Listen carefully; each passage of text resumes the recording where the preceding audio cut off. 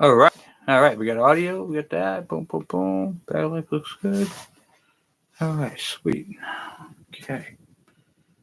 Now let's see here. The lighting kind of stinks, but that's okay. Go from here. All right. All right. All right. Perfect. This is on. All right. How you doing? Perfect. Perfect. Perfect. All right. The lighting is terrible. I apologize for the lighting. The lighting is absolutely horrendous. I need my drink. Where did my drink? Here we go. Gotta get my drink. Okay. It's a soda. Don't get in trouble.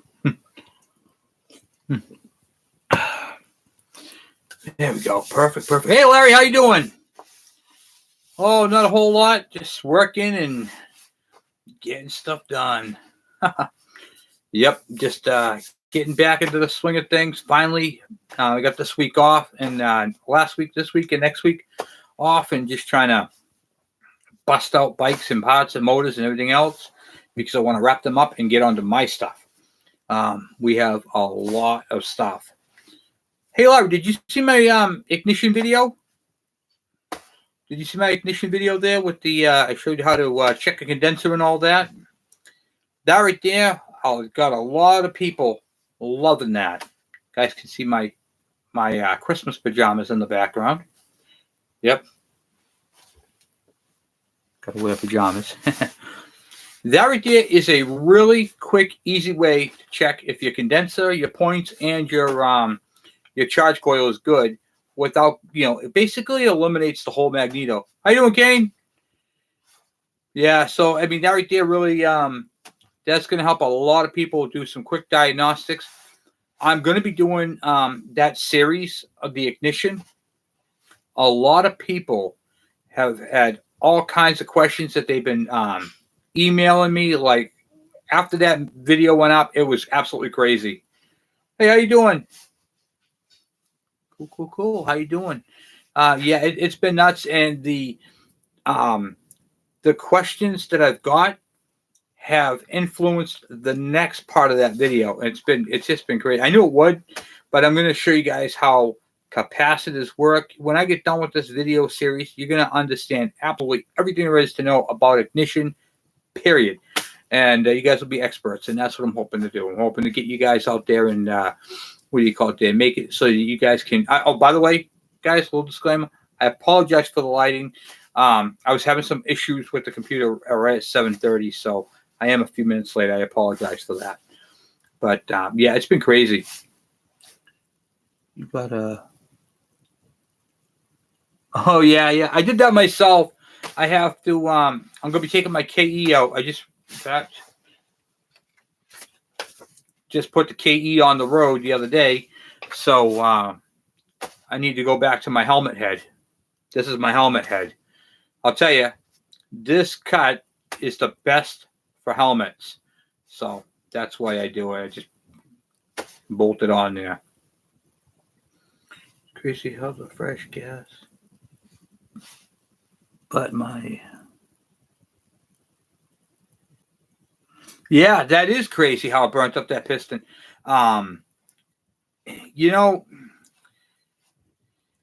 It's one of those things where there might have been an underlying issue on there. Like I said, keep doing your checks because you always have to find the problem. There's a cause for every problem, and just make sure that you pressure test the motor because, and I'm going to be doing that's going to be on my video too. I actually got some really good footage of some videos on my phone I have to upload and do all that. So that's going to be coming up really soon. I got a lot of videos to post, and I'll tell you, there's a lot of tech coming you guys' way, and pressure testing, making a pressure testing kit. I'm actually making a soda blaster out of a because part of the video that you guys haven't saw is those carburetors. I ultrasonic cleaned them the other night, and I'm going to be showing you guys how to make a soda blaster out of a what do you call it there? An iced tea bottle. It's pretty cool, and it really works good, and I'll show you guys how to do all that and really clean a carburetor. Let's see here. I ride my 1977 KE 175 every day. It's not raining. Yep, I hear you. I actually, be honest with you, I ride mine in the rain. It's just my bike. It's a 100, so your bike is a lot more powerful than mine, being a 175. But I'll tell you, they're just so much fun. And I actually be taking my son back and forth to school on my KE 100. He sits in front, has his helmet on, and basically the school is like 3 blocks from my house. And not tomorrow, because tomorrow's supposed to rain, but the next day it's supposed to be nice. And when it's not raining, I'll be taking him on that. I won't take him on the bike when it's raining, but yeah, it's pretty cool. We got some stuff, guys. Oh my God. Brian's bike is coming along good. I did a video on splitting the case on his bike, and the case actually broke. So I had to get another case to separate, which I had. And so I was able to use that case for Brian's, and we'll be putting that all together, getting his bike done. Got all new seals and gaskets for that, which is nice. And then doing that custom high compression head. So that'll be good. What do you call it there? So yeah, we got some stuff coming up on the GT80s, the MX80, and I'm going to show you guys all the different ignition systems that came on those bikes. Yeah, I can't wait to show you guys how capacitors work. And yeah, I think that you guys are really going to enjoy the next couple of series on that ignition video. And also want to open it up because we're going to be, we're finishing up Robert's bike this week. I want to get his bike done and out. And what do you call it there? Ken, I got to call Ken about his tank. His tank is really, really rusted, and it's just not coming out of it.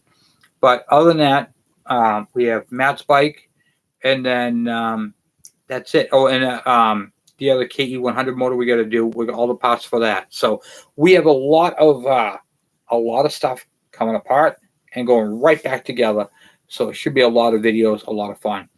And then after that, it's on to the KE 102 build. I have my KE 102 build I'm going to be working on. My Honda, what do you call it, MT250. That is a nice bike. The MT250 is one of my.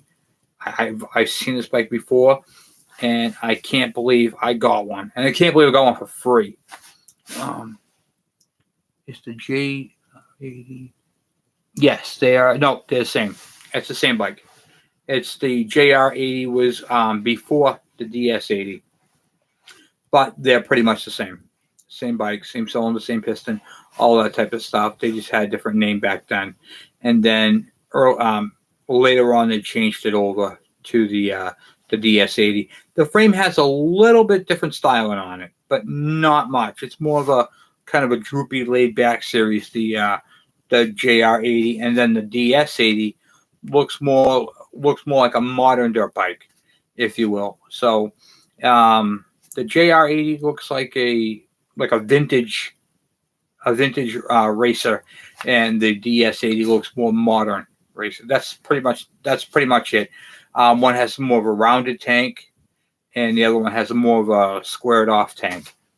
Pretty much. Oh, and the JR80 has a rounded seat, whereas the DS80, the seat kind of flows into the tank, so, and then back out. So, kind of like that. Nothing crazy, nothing too different, but pretty much the same bike. I don't know if the real early ones were different. To be honest with you, I've never had a JR80. I had the DS80. I picked up a long time ago. I ended up taking it all apart, stripping it down for parts, and then the other one needed a crank bearings, and the one I just recently got. And the guy says, "Well, what do I owe you?" I told him what he owed me for looking at it and all that, going through it. And I spent a little bit of time working on it. And he says, "If I give you the bike, would that clear the bill?" Oh, absolutely. Yeah, if you don't want the bike and you're not going to do anything with the bike, I'll be more than happy to take the bike off your hands. And I did. And it was basically a donation. Did you get a chance to start all your bikes? No. Nope. All my bikes were winterized and put away, and none of them have been started since. So I'm confident they'll all start because the way I winterize, I mean they're all dry storage, so it works out pretty nice.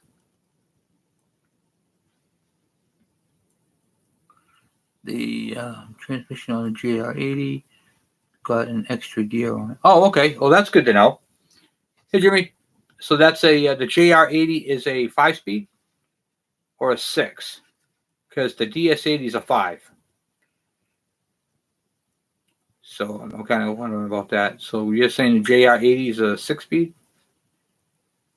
I have, like I said, I never had one before. I've had the DS80s, which were 5 speeds, and haven't. I mean, if the JR80 is a 6-speed, I am definitely interested in that because I could put that into a DS80 case and make it a 6-speed.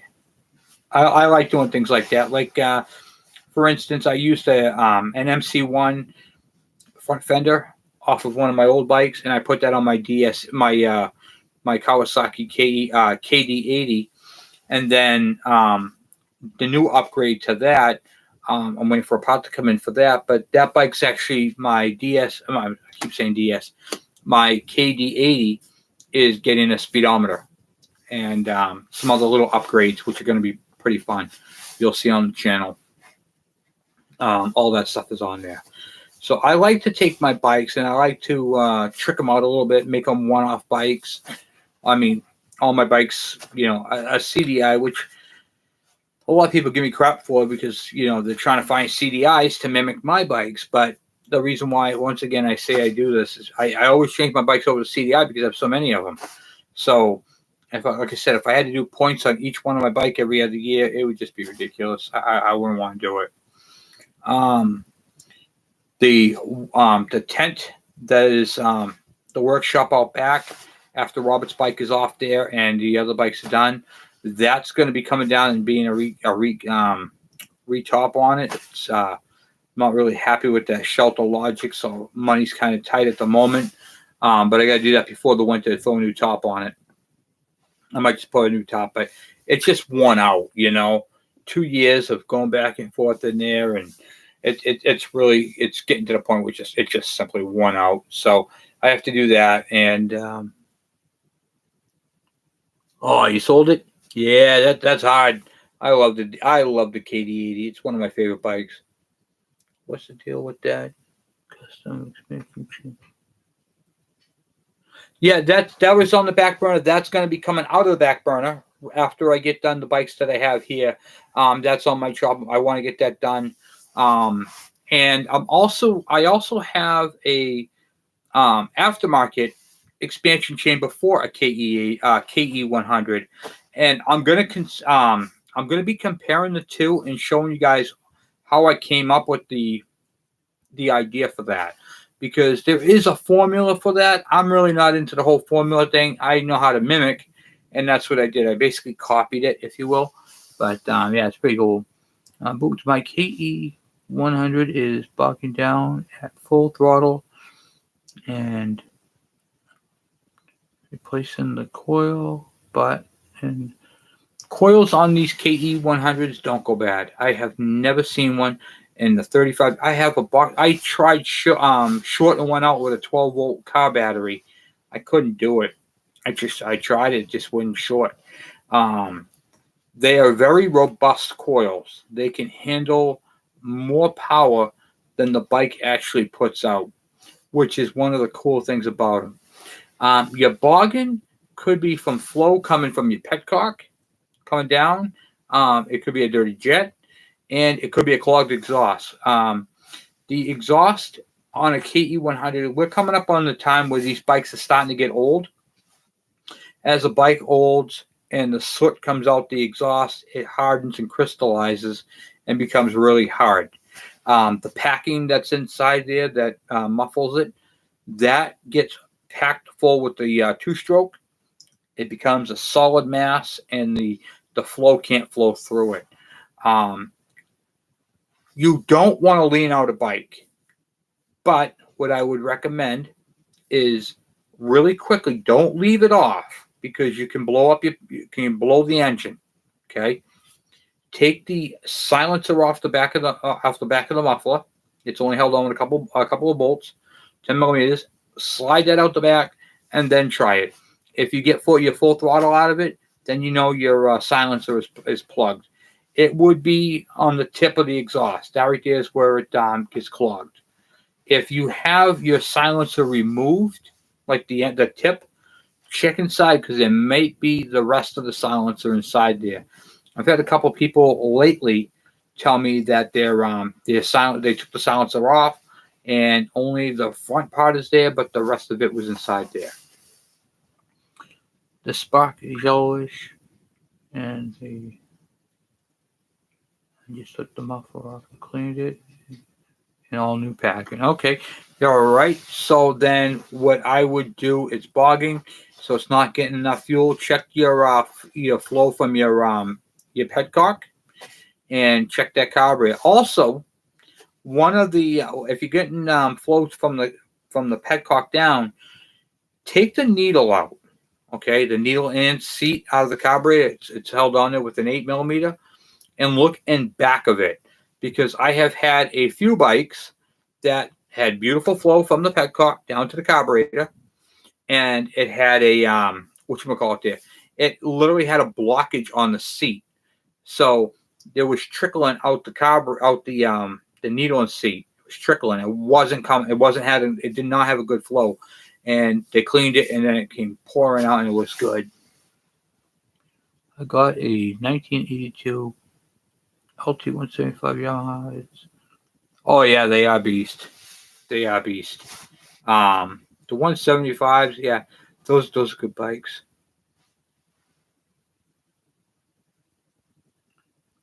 I don't understand boots. So yeah, check that and see if you get the flow like it's supposed to out the needle and seat.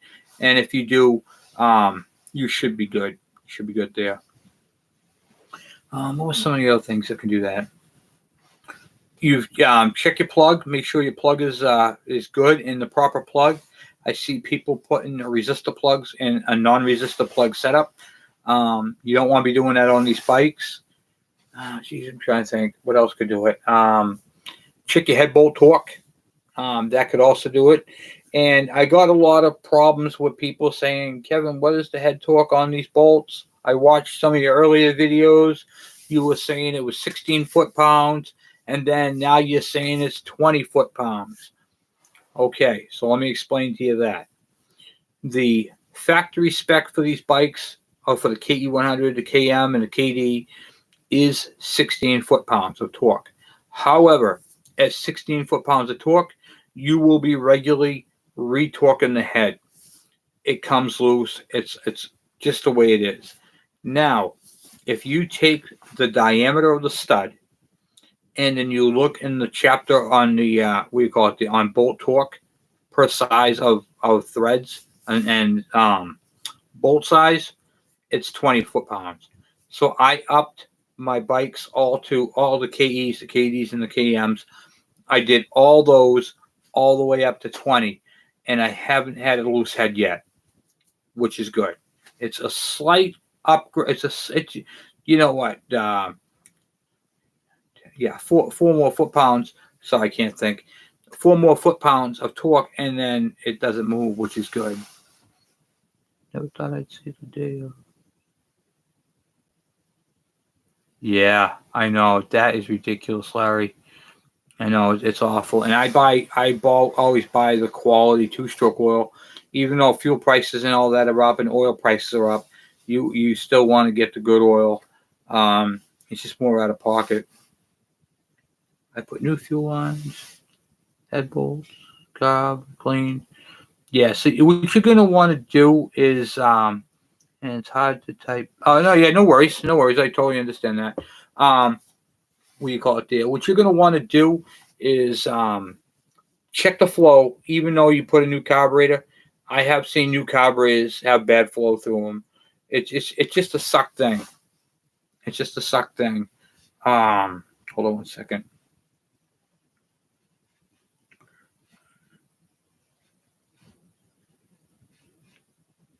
Just want to let my wife know I'm doing a live chat. All right. Let's see. Yeah. So So up that torque to 24 pounds. Take that carburetor off, and I don't know if you saw the video I did a while back. It was one of my early videos. I did the carburetor, and I put a Chinese carburetor on it. And if you put an aftermarket carburetor, you really need to clean that out. You need to take it apart and spray it down, because there's like that grayish material that the carburetor is made out of. It's not aluminum. It's like a magnesium or something. And that powder gets all in there, and that can clog jets too. I've had that a couple of times. I pulled out one of the brass jets, and the whole thing was gray. And I said, that's kind of weird. Why is that all gray? Sprayed it off, sprayed out the carburetor, and the thing ran fine. No, that was on my my Yamaha, my LT, my Yamaha Breeze. I believe that was the one it was on. It's right in that realm, right when I was doing that video on the carburetor. So it was about 5 years ago. If you go back in my books, guys, I can't believe it. We're over 800 videos, 9,000 subscribers. I mean, this has just been crazy. I've been looking at my specs here, and prior to all this, and 9,038 subscribers, and we are at 800 and forgot. I just got out of it. 800. What do you call it? Hey, all you voters out there! Yeah, so over 800 videos, and we're counting. We're going up. So this is gonna be a fun year. I'm actually working with a tattoo artist, and we're coming up with a new logo for the channel. I think you're all gonna like, and the new logo is gonna be what's gonna be on the apparel. So we're gonna be doing some KD stuff, some Yamaha stuff, some stuff that represents the channel. It'll have some pictures of bikes, some silhouettes of bikes, and I think you guys are really going to like what I'm going to do here. So can't wait. Fresh top end rebuild, compression's good. Yeah, so it sounds like you got everything pretty much squared away. Wait a minute, hold on. You said you put a new carburetor on there. What size jet did you use in the main jet? Did you check and make sure? Because I have seen these bikes come through, the aftermarket carburetors have been coming through with smaller jets, and you want to be running an 80 on that. Thanks for these videos. I have a KD100. Your carb video was great. Oh, thank you. Yeah, I appreciate that. Thank you. Yeah, I have a carb series. That's another carb series coming. I thought I covered everything on carburetors, and once again, you guys' questions, as a mechanic working on these things all day long, you guys ask some really genuine questions. And these questions are what makes me have more content. So keep those questions coming. But it's a stock carb, and I didn't get a new one on. Okay, so all right, so it could be a clog. It could be a partial. It could be that vent in the front that could do it. If you're looking on the air horn, make sure you can blow through that. The main jet. Other than that, I really have to see the bike, because you basically, every time I tell you what would normally cause that, you fixed it or repaired it. So it sounds to me like you've covered all your bases, but now you got something that's really out of the norm going on with the bike. And I did the video on the air horn. There's a video that a subscriber sent me up a carburetor, and he just couldn't get the carburetor to work. He couldn't. He tried his damnedest. He watched my videos. He followed them step by step. He says, Kevin, the carburetor is clean. You could eat off of it. I said, okay, I believe you. He's like, is there any way I could send it up to you and you could take a look at it? I said, sure, absolutely. So he sent the carburetor up to me. I took a look at it. And at the front of the carburetor, where the air hose goes on the boot, there's the air jet down there. And that air jet was clogged. And I said, that's his problem. It can't get flow. So I cleaned out that jet, and I did that on screen. And I'll tell you, the carburetor flowed just fine after that. So that could be your problem too. That would also give that bog and hesitation. A bog or a hesitation is basically not getting fuel. So you got fuel going to the carburetor. It's not coming out of it. Coils, they don't really do that. A coil, when it breaks up, it's erratic. It's not the same every time. It'll bounce around. You know, and they'll be doing it at like different RPM ranges when coils break down. Sometimes they just quit. Not these bikes. These coils are bulletproof on these things. Mine was plugged up from the tank. Oh yeah, I'll just clean up from Harbor Freight.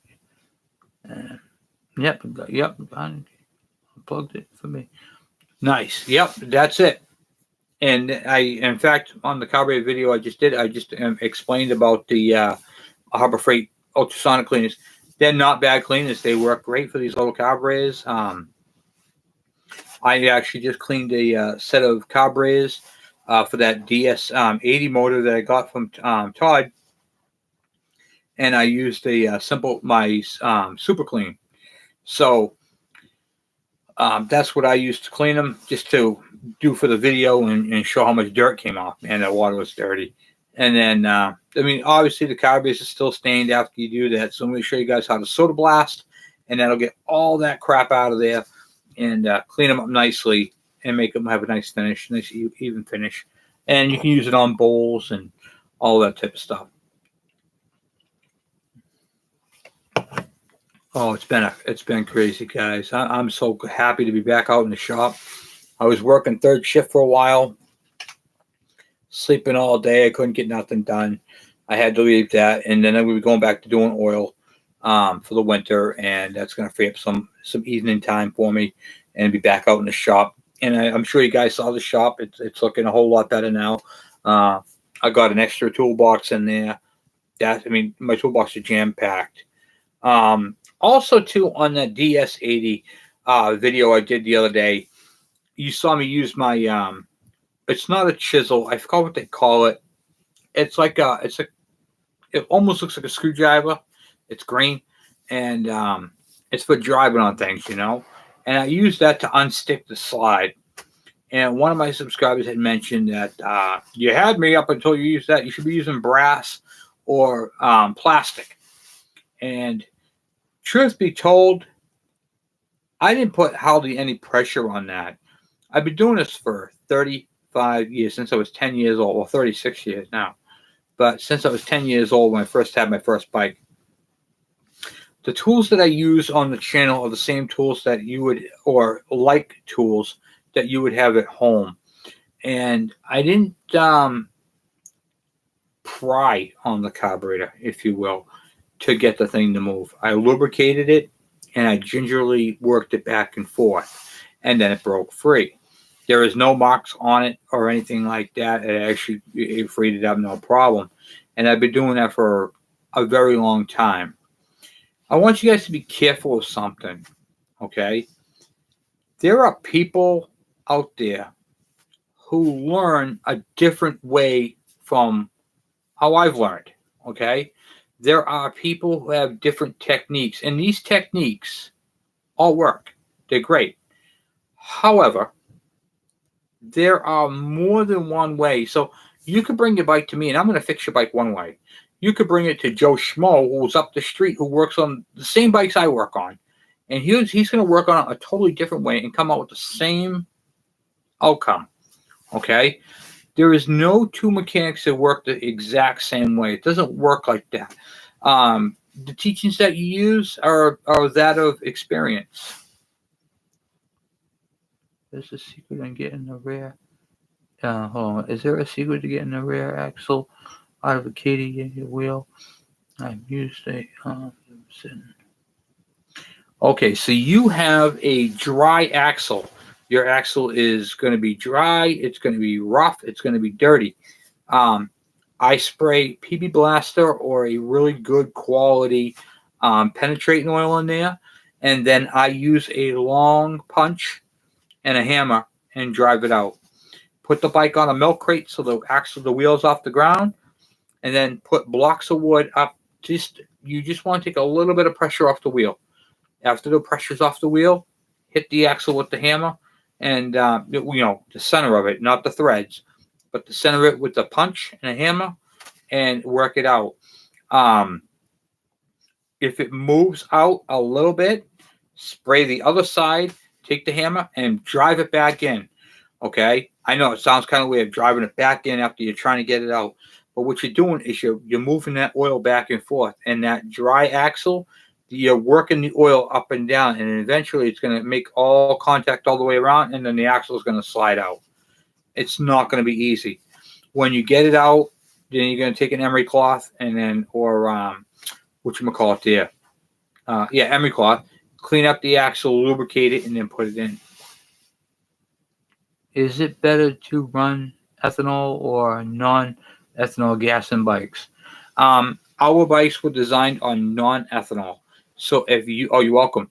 If you can get non-ethanol gas, it's going to help the seals and carburetor. But little thing, I've been running ethanol on my bikes for a very long time. What really matters with ethanol is how you store the bike. Ethanol is a plant base. It's corn, and vegetables like water. So it's going to take water out of the moisture out of the air, and it's going to try to put it in your fuel. It's going to, because that's what it needs. It needs water. And that right there is really what fails. And you'll literally see a ring inside your fuel tank, and you'll see where the tank had turned brown. That's all because of water condensation. Just run the ethanol, and then at the end of the season, run the non-ethanol through the last couple of tanks of your bike, and then you should be good to go. And then drain it all out. I've been running race gas for a month now. Yep, racing fuel, higher octane. The higher the octane you can run in your bike, the better it will run and cooler. You cannot go wrong with high octane. 93 octane, 91 octane, those are great for the bike. The rings like it, the cylinder likes it, the cooling aspect of it, the burn, the plugs last longer. High octane, I always do premium on mine as well. If you can get the racing fuel, like the 101 octane, it doesn't increase the horsepower. It increases the efficiency. And that's going to make it's going to keep the carbon down. It's going to keep the cylinder and rings clean. It's going to keep the plug clean. It's going to help your bike. Definitely, if you can run the higher octane, if you can afford that, run it. It is expensive. Premium, what is it? It's got to be up to like close to $7 or $8 now for racing gas. The real racing, and not every gas station carries it. So I run the highest octane at the gas pump that I can possibly get for my bike, and that's what I put in there. So, trying to think, what else was there? We got to start that motor I cut in half, the one I showed you in that unboxing video the ignition video about the one I used to show you guys how to test the points and condenser and all that. We're going to be firing that motor up soon. That motor is actually going on my pedal bike. Let's see. Yep. I was going to say it's close to $7 a gallon. But you know what though? $6.75 compared to the premium price of $4 something is really not that far off. So, I mean, if you can spend the extra, I mean, the bike is very efficient. It gets close to 100 miles to a tank. I mean, it's not really that big. You're buying a couple of gallons. So even if you bought like $12, $13 of racing gas, it's not the end of the world. Is there a way to test a oil pump on the... yeah, there is in the book a procedure, which I'm going to go over that with you guys because funny you say that because I've been getting a lot of questions for that. I can tell you this. That clear line that goes up to the cylinder, so the oil pump here, and then you got a cable coming through, and then next to that cable is a clear line that goes over by the carburetor. If that thing is full with oil, they're good. I I really haven't had. The only issue I had with an oiler was on my KM100, and it over oiled. It literally went through a tank of oil just sitting there overnight. And I'll tell you, that was my biggest bugaboo with the whole oil pump, and that was over 35 years. Um, I literally haven't had any problem with my automatic oiler. It's one of those things where people go a little crazy with.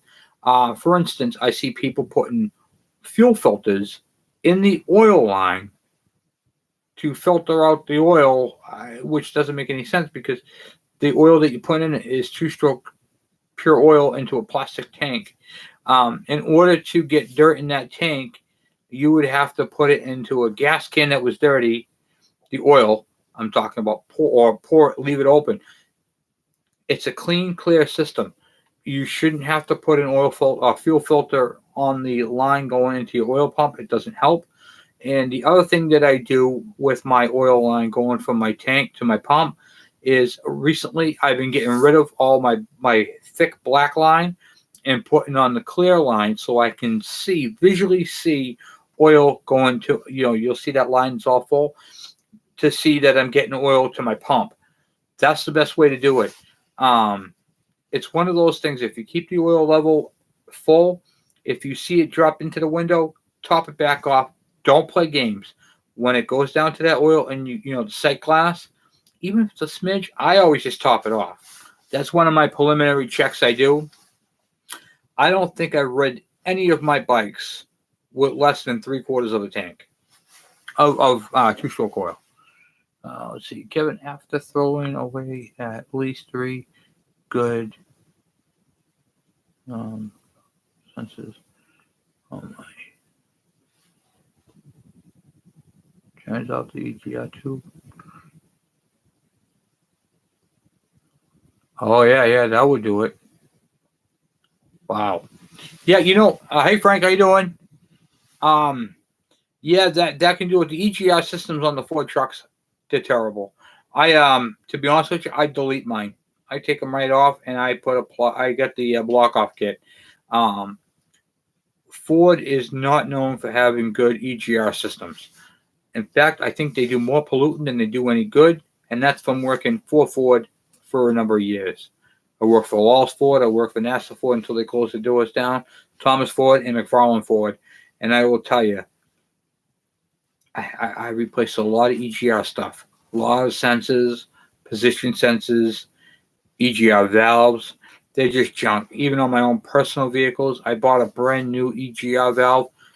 I spent stupid money on it, and then it went. So I block them off now. I don't even play games. If they can't make a good one, then that's on them.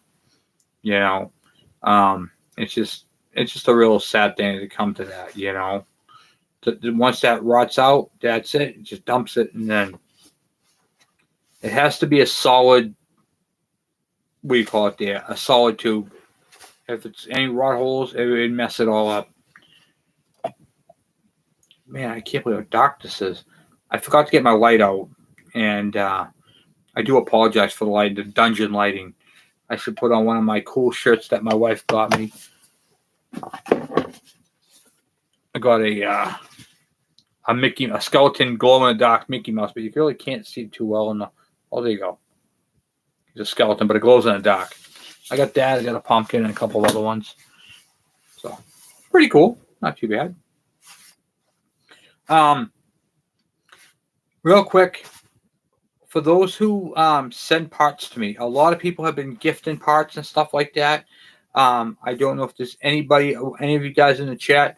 If you do send me parts, please put your name on it. I've gotten some donations recently, and no names, different areas, different parts of the country, so it's not the same person.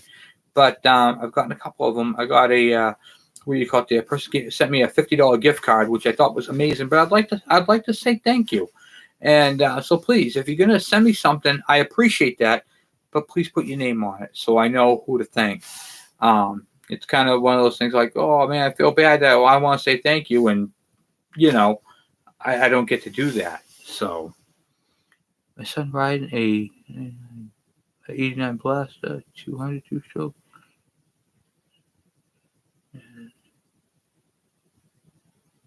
Wow, that's awesome. Yeah, the Blaster, the Banshee, those are great. Those are fast. They actually make so many upgrade kits. In fact, in the shop, I actually have a needle set for a what do you call it, a Banshee, for the carburetor needles that go in the carburetor, and it changes the flow coming out of the main jet, and that is sick. Well, coincidentally, those needles are the same ones used on my on one of my other bikes, and that's what I'll be using them on. I'll be using them on my my CB 350 with the 360 carbs. Sorry, I'm tired. It's been a long day. Helped a friend out, move some stuff today. I got a nice engine stand for my truck because I got to take the engine out and do that. I've been working on my truck. The GT80 heads I put on my truck were bad. It was leaking antifreeze out one of the exhaust ports. It was a mess.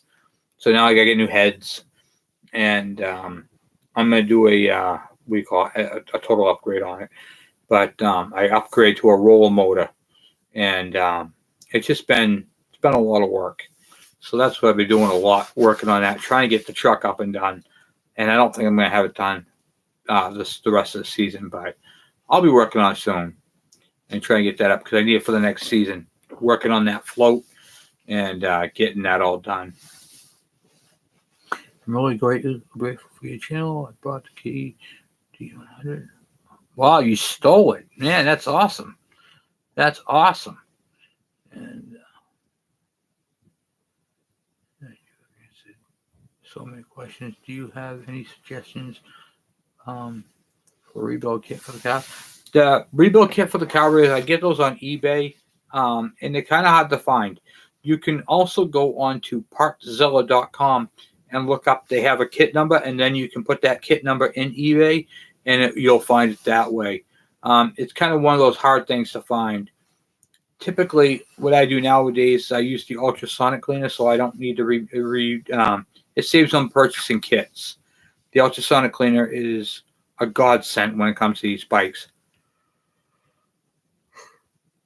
especially with the fuels and stuff of today.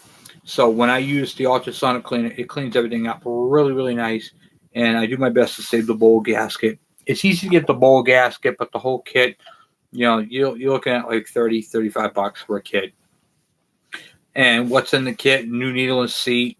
I don't use the Kawasaki the needle because it's got the metal tip on it. What I use is a needle from a Briggs & Stratton, and I actually have the part number. I showed it on one of my videos, one of my car videos. I used the a Briggs & Stratton, a lawnmower carburetor needle. It fits the carburetor perfectly.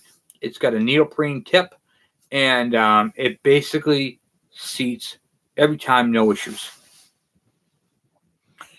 I think you guys are going to get a lot of snow this. Oh yeah, yeah.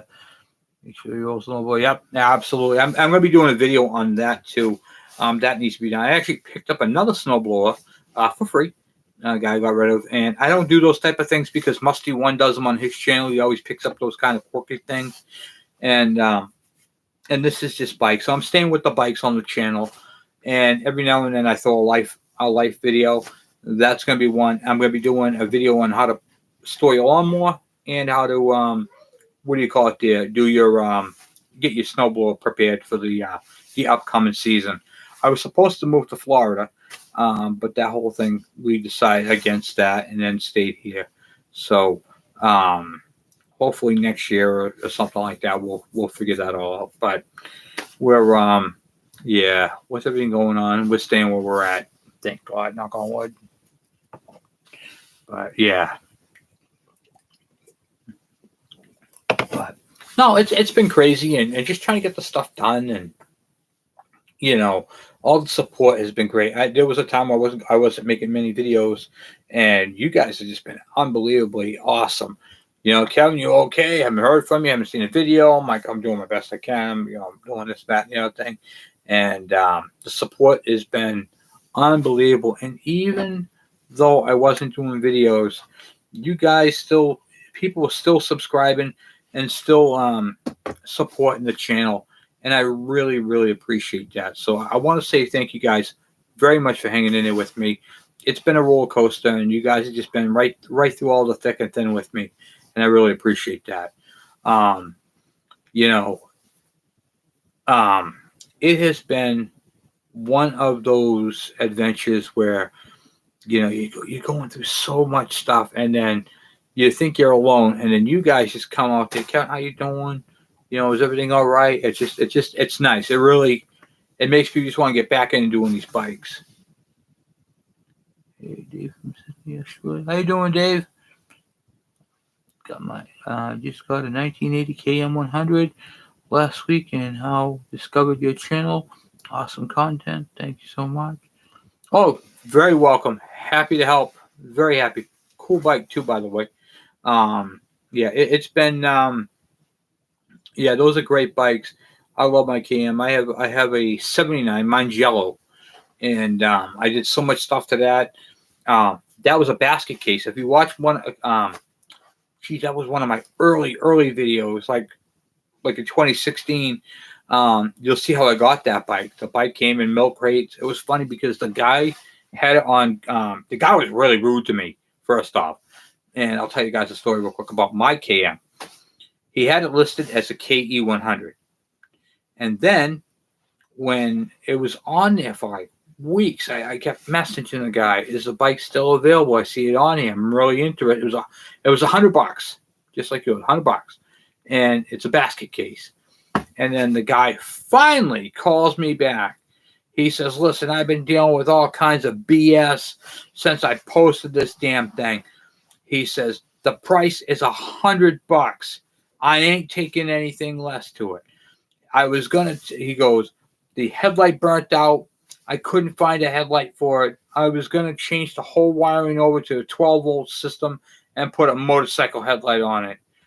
But I took the bike apart and I lost interest. That's what he said to me. He goes, if you want the bike, it's $100, period. So I said, yeah, I have $100. What's the address? So he goes, oh, when can you come?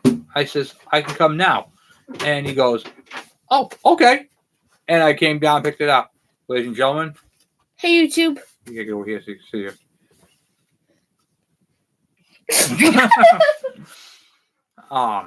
So yeah, I paid $100 for the bike, and it's been a great bike. Put it all together.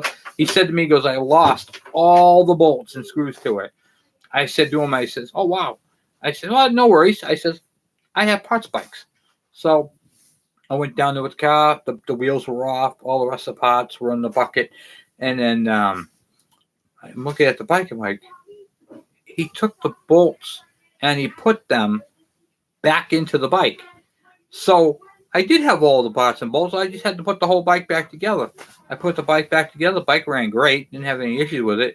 It sat in his basement for years. And they dug it all out and put it on there. And he must have got a ton of emails on this bike and text messages, not just from me, but from other people. And then I'm like, yeah, I just want the bike. So yeah, I did. Come on to the sunshine.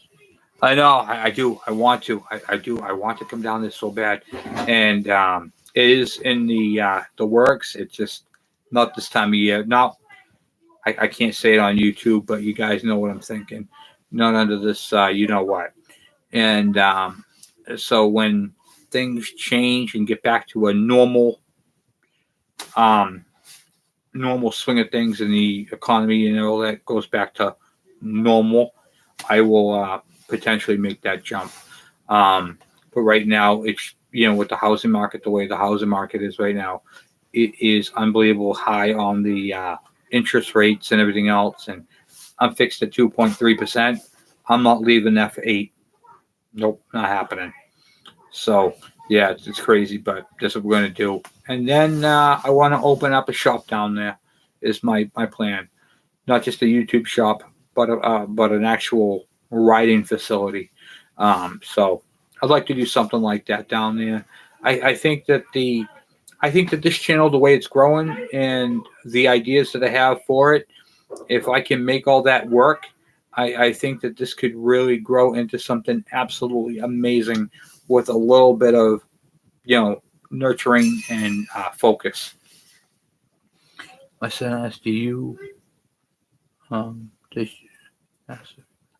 oh, if my son rides bikes? Not yet. I did the Andrew bike build. I don't know if you guys saw that bike. I set a goal for that bike. It's a 1975 KV75, and I took the engine off that. And well, actually, no, I'm sorry, that bike didn't have an engine.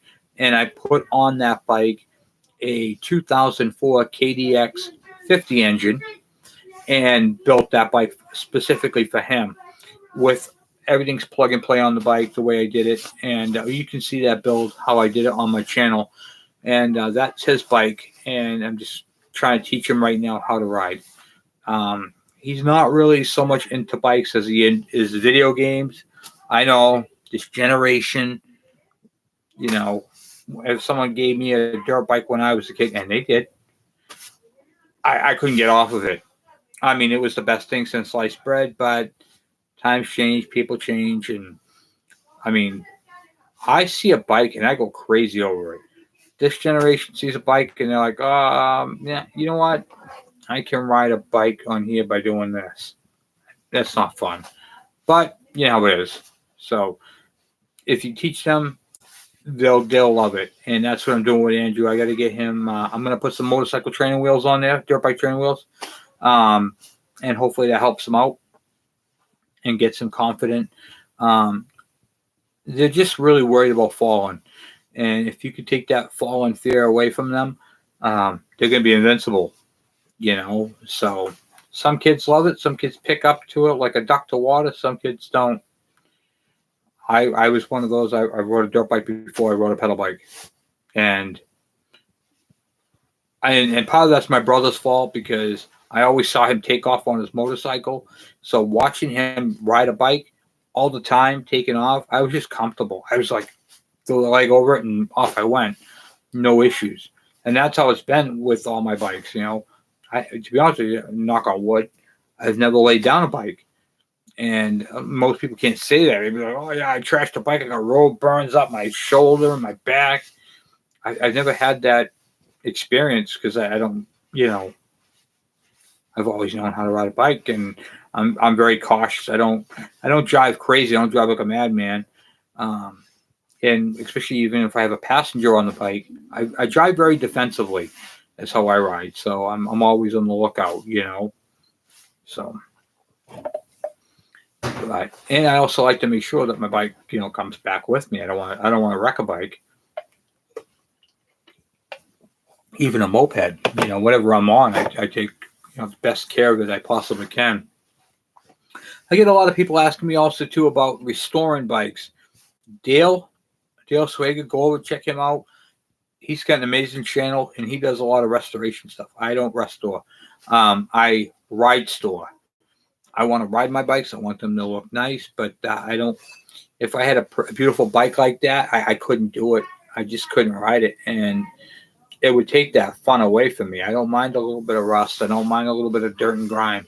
As long as the bike is sound and sounds good, runs good, and get me from point A to point B, and I'm happy with it, I'm good. I am going to be doing some mild restoration stuff, but nothing crazy. And Dale's got a kick-ass channel, and he's been doing some really good stuff on there. So if you haven't already, Dale Swager, get over there and check him out. Hit that subscribe button. But as far as the bikes, I'm doing the learning, the teaching, and getting you guys up to speed and getting you guys out there working on your bikes, which is what I want to do. So, and it's been working out pretty well.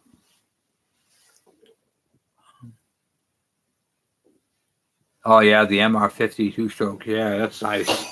I'd like to get one of those. Yeah, the MR50s. Yeah. On my bucket list, you never know. The thing is, I don't know. I picked up three GT80s a couple weeks ago, and they were junk. All just basically parts bikes. and all 3 engines were gone. A couple good tanks. Nothing crazy. And you just don't know what's going to come your way. And especially doing the type of stuff that I do, people donating stuff. And I got a really nice set of Suzuki red marker lights, and they're beautiful. Perfect condition. Perfect. Nice set of mirrors. They still got the blue backing on it. It hasn't been peeled off yet. And like I said, you just don't know what's going to come your way. And you just roll with it, see what happens, see what you get, and what do you call it there? Build them as they come, I guess you say. And then I want to really focus on my bikes this winter. This winter, I want to complete my bikes and get my bikes all up to snuff, and then go from there. We're going to be doing some. I got some Coleman, a CT. Crap there. A CT 200U. I got a nice Predator 212 for that, and some upgrades for that. You saw the Baja 200, so I'll be doing some mini bike stuff. We got my GT80. That right there, I built that with a tack drive for a what do you call it there, to run the tachometers. Some of the bikes are getting tachometers. My what do you call it there? Some of them are getting some upgrades. I have more stuff to show you what to look for. We're going to have a ton of videos just throughout the whole winter, which is nice. I'm looking forward to it. And the way we're growing, it's making it possible. If you guys have a chance to share the channel on your social medias, please do. And please give thumbs up, because they really do help out. The thumbs up, the sharing it, and having people subscribe, it really moves us up on the algorithms. And then YouTube takes the channel and it pushes it out to other non people who don't know we exist. And that's where I'm getting a lot of people.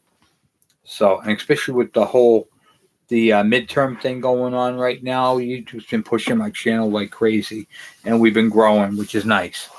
So that's a real blessing in itself. So the more we grow, the more I can do stuff. I'm a one-man show, really. I'm the camera guy. I'm the editor. I'm the content creator. I'm literally the whole thing. And there's going to be an intro. I still got to shoot my intro, but I want to get my logo first and do some stuff with that. I want to do a nice little intro for the videos and make it more of a show than it is just a blog, a vlog. I want to take it to another level. I want to take it to a level that it is a learning channel, and it's been a learning channel, and it's going to continue to be a learning channel. I just think I can do a little bit better on channeling, like Cobb Talk videos. I gotta stop putting stuff in playlists, and I'm not good with that type of media. So I need to have someone help me with that. But once I get all the categories into playlist and all that type of stuff, I think it's going to help out a lot. I really do. And the way it's been going, I think I can do it. So it's just hard when you're doing it all on your own, and it makes it difficult. I have to eat. I'm actually going to be cutting tonight a little bit short, guys, at 8:45, because I haven't even had supper yet. So, and I got to help my wife get my son to bed, get ready for bed. But it's a lot of fun. It's because of you guys. You guys asking the questions. You guys are basically giving me the ideas for content. And we're going to be doing on the video on the second part of second or third part of the ignition video. I'm going to be showing you guys how to test things. And I don't like doing that part of it, because the book tells you one thing and I'm going to tell you something different. And electronic parts wear. They wear down, they break down. They're not the way they should be when that book was created. And they wear, how would I put this? They're out of spec per se, but they're worn out of spec. They're not burnt out of spec. I'll show you the difference. I can explain it better if I had the parts and components in my hand and I can show it to you. But you're going to learn the differences between those two. The book is, for the most part, correct on a lot of things, as the manufacturer had intended it. However, that's my stomach. The bikes can handle more out of spec than the book says they can. Is what I'm saying. So when you're ohming a coil out, or you're checking a condenser, or you're checking an ignition coil, bad is not always bad, if you will. And on the KEs, the KDs, and the KMs, with the gray coils, those are bulletproof coils. They don't go. The CDI coils go. I've had a couple of them go bad. I had one guy's like, Kevin, I tried changing my points. I ordered points and condenser for my bike. I said, what do you bike you got? He goes, because I knew he had 96. He goes, I have a 96. I said, doesn't have points and condenser. Yeah, he goes, I went to replace it and didn't have them. He goes, what do you think the problem could be? Coil. I thought you said the coil doesn't go bad. Yeah, on the points bikes. But on the CDI one, that coil does go. I've seen a couple of them. Oh, the phone go. Have a good night. I'll talk to you later. So, yeah, they do go bad. And, you can't find those coils. Well, there's other bikes that have them, like the LT 125, the LT 50, the Junior 50s, the DS, we call 80s, those bikes all use that same coil. It's just a different coil, but it contains the same parts in there. And I'm going to show you guys how to identify those things in the video. And one person said that a while back on one of my other videos. He said you can't put a KD coil, a DS80 coil, and a KE or a what do you call it there? A KD80 bike. Well, my bike had CDI, so I converted my bike over to CDI. So I said that coil will work in that application, and he swore up and down it wouldn't work. So I did it on video. I'm like, you know what? I'm just going to show you that works on that ignition system. It's the same ignition system.